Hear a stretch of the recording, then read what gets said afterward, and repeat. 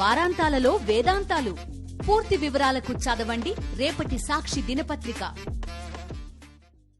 నాగార్జునకు సంబంధించిన ఎన్కన్వెన్షన్ ఈ డిమాలిషన్ టైంలో నోటీస్ ఇవ్వలేదు అనేటువంటిది కూడా ఆయన తన స్టేట్మెంట్లో చెప్పారు సార్. నాకు నోటీస్ కూడా ఇవ్వలేదు అని అన్నారు.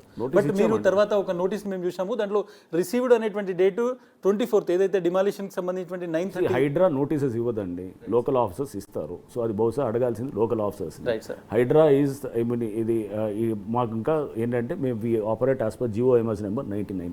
సో దాని కింద నోటీసెస్ ఇచ్చే అధికారం అక్కడ లోకల్ వాళ్ళది ఉంటుంది. సో నోటీసెస్ ఇచ్చారు, ఇచ్చి జరిగింది.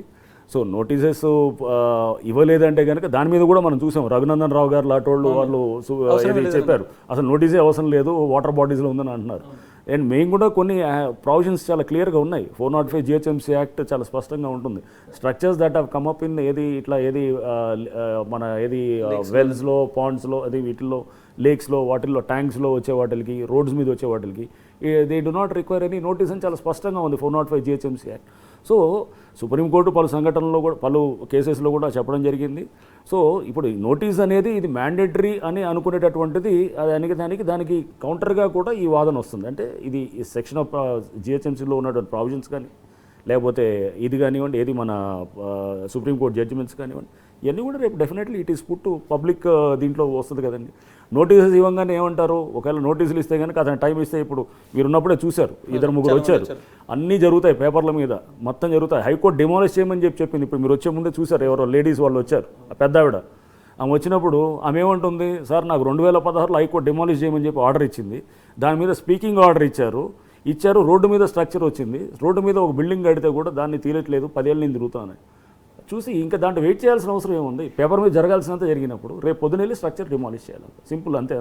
అది చేయాల్సింది. అంటే దానికి అంతా రెడీ అయింది, ప్రాపర్ ప్రిపరేషన్ అంతా జరిగినటువంటి ఇట్లాంటివి చాలా వస్తుంటాయి. ఇప్పటి వరకు దాదాపు మీరు 18-20 బిల్డింగ్స్ ఏవైతే బిల్డింగ్స్ కావచ్చు, కన్స్ట్రక్షన్స్ కావచ్చు, ఇల్లీగల్వి డిమాలిష్ చేశారు.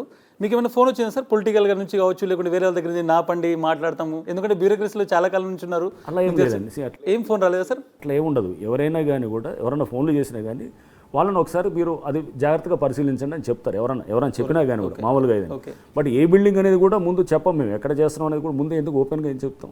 జనరల్గా ఇప్పుడు చాలామంది వస్తుంటారు, వాళ్ళు చూడండి, వాళ్ళు ఏదో అంటున్నారు, వాళ్ళు దే ఆర్ వరీడ్ దట్ ఇదని అన్నప్పుడు ఓకే పంపించమంటాం, చూస్తాం, సరే చూస్తామని చెప్తాం అన్నమాట.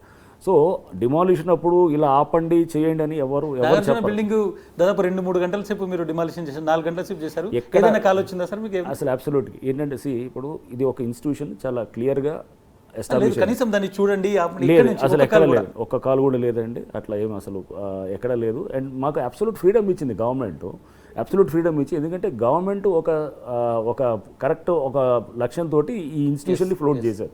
ఫోన్ చేసినప్పుడు గవర్నమెంట్ నుంచి ఎటువంటి పరిస్థితులు ఏది ఉండదు. జనరల్గా ఎవరన్నా వీళ్ళు తెలిసిన వాళ్ళు ఎవరన్నా చేసినా కానీ కూడా సరే చూస్తూ ఉంటాం, మా పని మేము చేసుకుంటూ పోతాం, అంతేనండి. ఎవరు ఫోన్లు చేయటం తప్పు కాదు, చేసిన దాన్ని మేము ఓకే చూస్తూ ఉంటాం. ఆల్రెడీ ఆ కేసులన్నీ ఎగ్జామిన్ చేసి ఉంటాం. చేసినప్పుడు స్పష్టంగా కనబడుతుంటుంది అదేంది, అది తప్పుడు కేసు అని చెప్పి. ఇప్పుడు మీరు చేసినా కానీ కూడా నేను అంటాను ఓకేనండి చూస్తాను తప్పకుండా అని అంటాను. అన్నప్పుడు దానికి నీకు కాదని ఎలా అంటాను, మీకేంటి మీతో నేను సో చెప్పి నా పని నేను చేసుకుంటూ పోతాను అనమాట.